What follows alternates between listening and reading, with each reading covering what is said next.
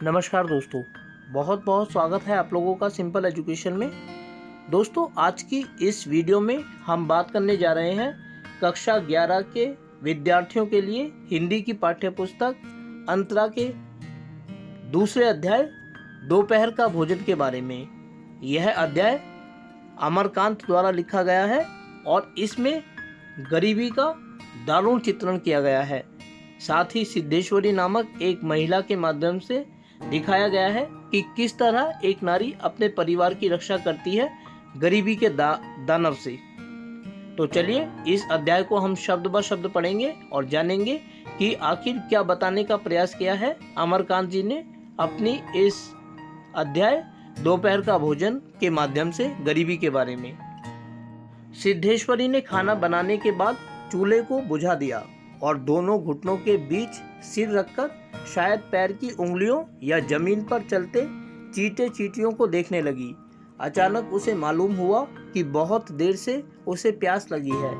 वह मतवाले की तरह उठी और गगरे से लोटा भर पानी लेकर गट गट चढ़ा गई। खाली पानी उसके कलेजे में लग गया और वह हाय राम कहकर वहीं जमीन पर लेट गई। लगभग आधे घंटे तक वहीं उसी तरह पड़ी रहने के बाद उसके जी में जी आया। वह बैठ गई, आंखों को मल मल कर इधर उधर देखा और फिर उसकी दृष्टि ओसारे में अध टूटे खटोले पर सोए अपने 6 वर्षीय लड़के प्रमोद पर जम गई। लड़का नंग धड़ंग पड़ा था। उसके गले तथा छाती की हड्डियां साफ दिखाई देती थी। उसके हाथ पैर बासी ककड़ियों की तरह सूखे तथा बेजान पड़े थे और उसका पेट हंसिया की तरह फूला हुआ था। उसका मुंह खुला हुआ था और उस पर अनगिनत मक्खियां उड़ रही थी।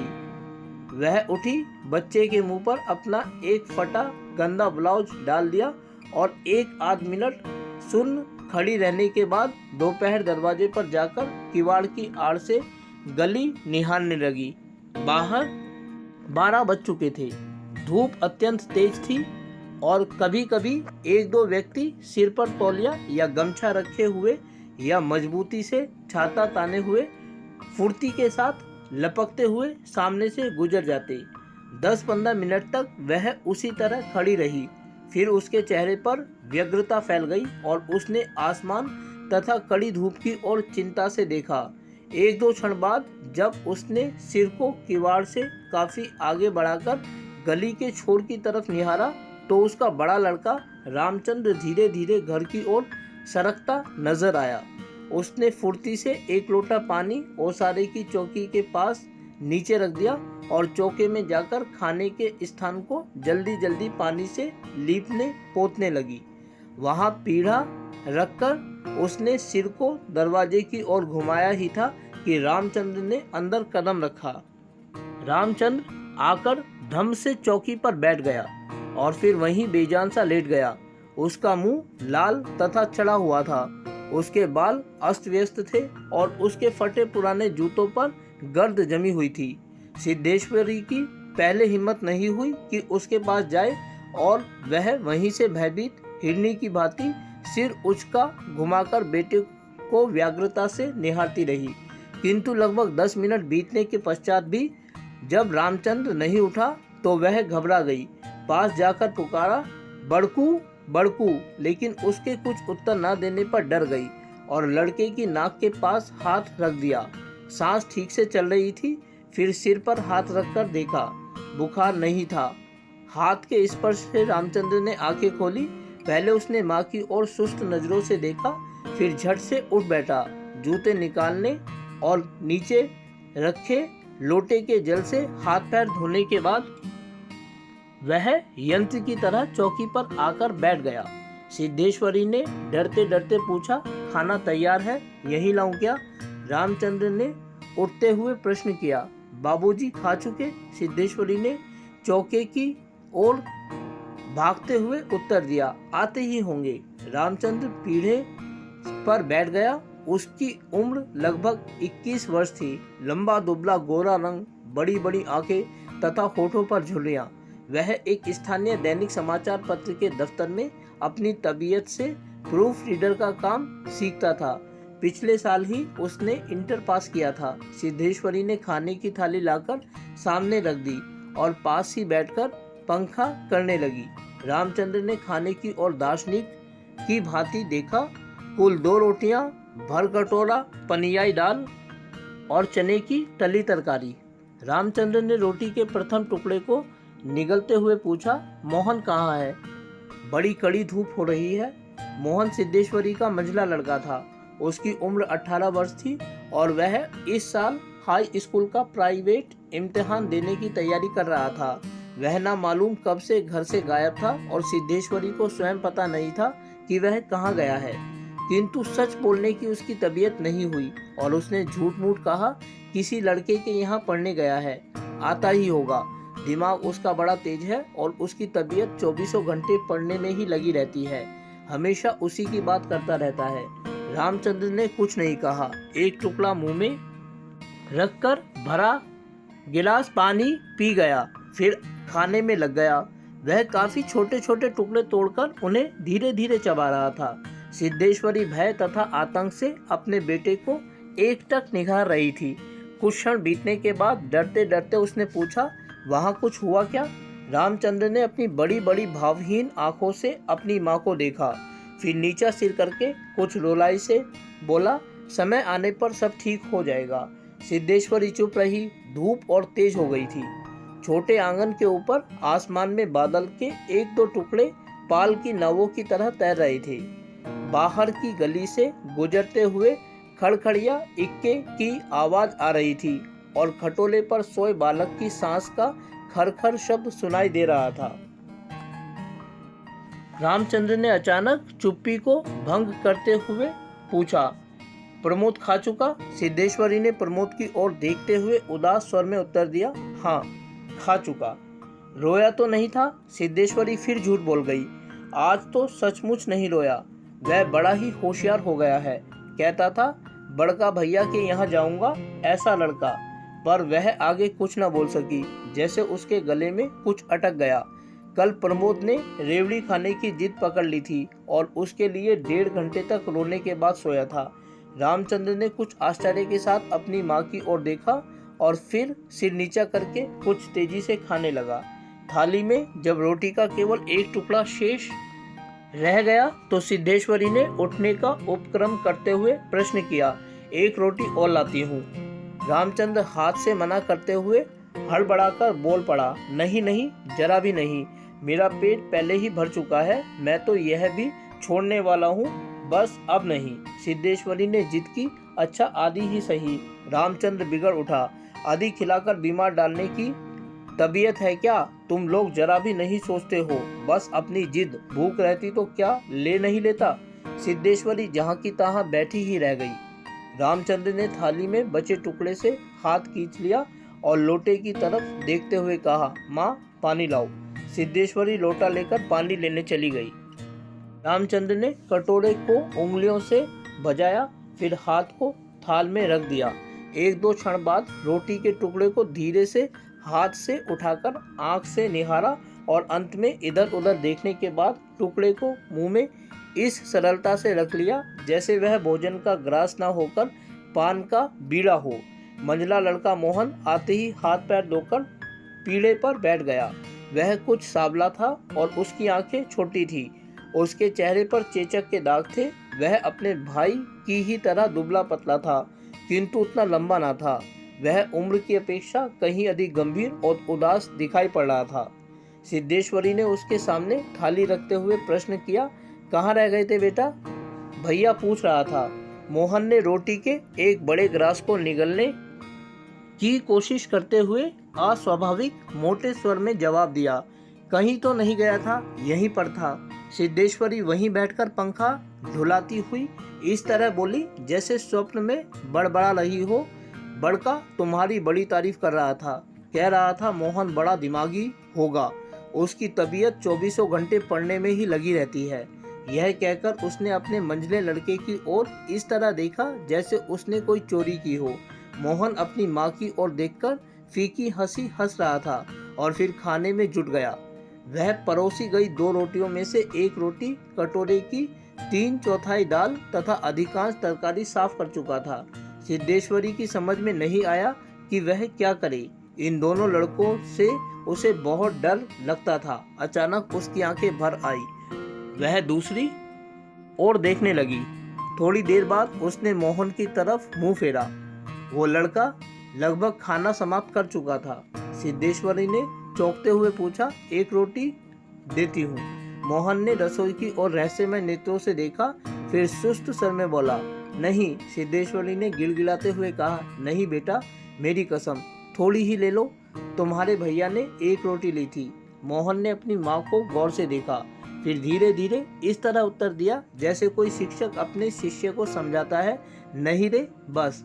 अव्वल तो अब भूख नहीं, फिर रोटियां तूने ऐसी बनाई हैं कि खाई नहीं जाती, ना मालूम कैसी लग रही हैं। खैर, अगर तू चाहती ही है तो कटोरे में थोड़ी सी दाल दे दे, दाल बड़ी अच्छी बनी है। सिद्धेश्वरी से कुछ कहते ना बना और उसने कटोरे को दाल से भर दिया। मोहन कटोरे को मुंह से लगाकर सुड़ सुड़ पी ही रहा था कि मुंशी चंद्रिका प्रसाद जूतों को खस-खस घसीटते हुए आए और राम का नाम लेकर चौकी पर बैठ गए। सिद्धेश्वरी ने माथे पर साड़ी को कुछ नीचे खिसका लिया और मोहन दाल को एक सांस में पीकर तथा पानी के लोटे को हाथ में लेकर तेजी से बाहर चला गया। 2 रोटियां, कटोरा भर दाल तथा चने की तली तरकारी। मुंशी चंद्रिका प्रसाद पीठे पर पालथी मारकर बैठ के रोटी के एक एक ग्रास को इस तरह चुभला चबा रहे थे जैसे बूढ़ी गाय जुगाली करती है। उनकी उम्र 45 वर्ष के लगभग थी, किंतु 50-55 के लगते थे। शरीर का चमड़ा झूलने लगा था। गंजी खोपड़ी आईने की भांति चमक रही थी। गंदी धोती के ऊपर अपेक्षाकृत कुछ साफ बनियान तार तार लटक रही थी।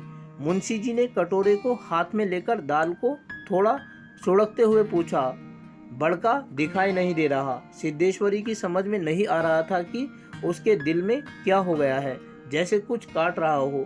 पंखे को जरा जोर से घुमाती हुई बोली, अभी अभी खाकर काम पर गया है। कह रहा था कुछ दिनों में नौकरी लग जाएगी। हमेशा बाबूजी बाबूजी किए रहता है। बोला बाबूजी देवता के समान है।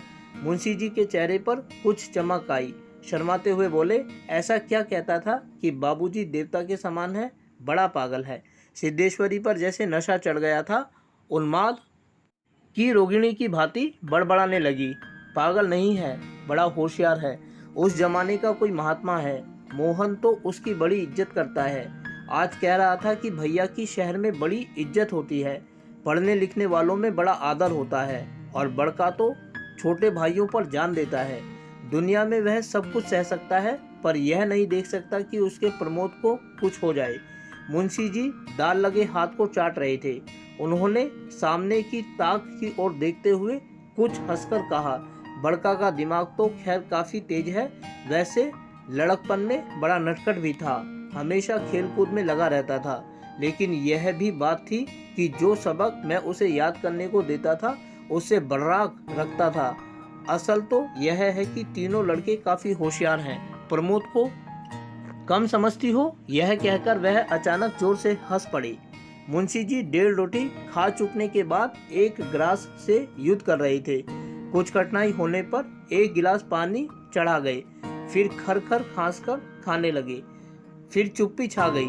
दूर से किसी आटे की चक्की की पुक-पुक आवाज सुनाई दे रही थी और पास के नीम के पेड़ पर बैठा कोई पंडूक लगातार बोल रहा था। सिद्धेश्वरी की समझ में नहीं आ रहा था कि क्या कहे। वह चाहती थी कि सभी चीजें ठीक से पूछ ले, सभी चीजें ठीक से जान ले और दुनिया की हर चीज पर पहले की तरह धड़ल्ले से बात करे, पर उसकी हिम्मत नहीं होती थी। उसके दिल में न जाने कैसा भय समाया हुआ था। अब मुंशी जी इस तरह चुपचाप दुबके हुए खा रहे थे जैसे पिछले 2 दिनों से मौन व्रत धारण कर रखा हो और उसको कहीं जाकर आज शाम को तोड़ने वाले हों। सिद्धेश्वरी से जैसे ही नहीं रहा गया। बोली, मालूम होता है अब बारिश नहीं होगी। मुंशी जी ने एक क्षण के लिए इधर उधर देखा, फिर निर्विकार स्वर में राय दी, मक्खियां बहुत हो गई हैं। सिद्धेश्वरी ने उत्सुकता प्रकट की, फूफा जी बीमार हैं, कोई समाचार नहीं आया? मुंशी जी ने चने के दानों की ओर इस दिलचस्पी से दृष्टिपात किया जैसे उनसे बातचीत करने वाले हों। फिर सूचना दी, गंगा शरण बाबू की लड़की की शादी तय हो गई है, लड़का एमए पास है। सिद्धेश्वरी हठात चुप हो गई। मुंशी जी भी आगे कुछ नहीं बोले। उनका खाना समाप्त हो गया था और वे थाली में बचे खुचे दानों को बंदर की तरह बीन रहे थे। सिद्धेश्वरी ने पूछा, बड़का की कसम एक रोटी देती हूँ, अभी बहुत सी हैं। मुंशी जी ने पत्नी की ओर अपराधी के समान तथा रसोई की ओर कनखी से देखा। तत्पश्चात किसी घुटे उस्ताद की भांति बोले, रोटी रहने दो, पेट काफी भर चुका है, अन्न और नमकीन चीजों से तबीयत ऊब भी गई है। तुमने व्यर्थ में कसम धरा दी। खैर, कसम रखने के लिए ले रहा हूँ। गुड़ होगा क्या? सिद्धेश्वरी ने बताया कि हंडिया में थोड़ा सा गुड़ है। मुंशी जी ने उत्साह के साथ कहा, तो थोड़े गुड़ का ठंडा रस बनाओ, पीऊंगा। तुम्हारी कसम भी रह जाएगी, जायका भी बदल जाएगा, साथ ही साथ हाजमा भी दुरुस्त होगा। हाँ, रोटी खाते खाते नाक में दम आ गया है। यह कहकर वे ठहाका मारकर हंस पड़े। मुंशी जी के निपटने के पश्चात सिद्धेश्वरी उनकी झूठी थाली लेकर चौके की जमीन पर बैठ गई। बटलोई की दाल को कटोरे में उड़ेल दिया, पर वह पूरा भरा नहीं। छिपुली में थोड़ी सी चने की तरकारी बची थी, उसे पास खींच लिया। रोटियों की थाली को भी उसने पास खींच लिया, उसमें केवल एक रोटी बची थी, मोटी, भद्दी और जली। उस रोटी को वह झूठी थाली में रखने जा ही रही थी कि अचानक उसका ध्यान ओसारे में सोए प्रमोद की ओर आकर्षित हो गया। उसने लड़के को कुछ देर तक एकटक देखा, फिर रोटी को दो बराबर टुकड़ों में विभाजित कर दिया। एक टुकड़े को तो अलग रख दिया और दूसरे टुकड़े को अपनी झूठी थाली में रख लिया। तदुपरांत एक लोटा पानी लेकर खाने बैठ गई। उसने पहले ग्रास मुंह में रखा और तब न मालूम कहां से उसकी आंखों से टप टप आंसू चूने लगे। सारा घर मक्खियों से भन भन कर रहा था।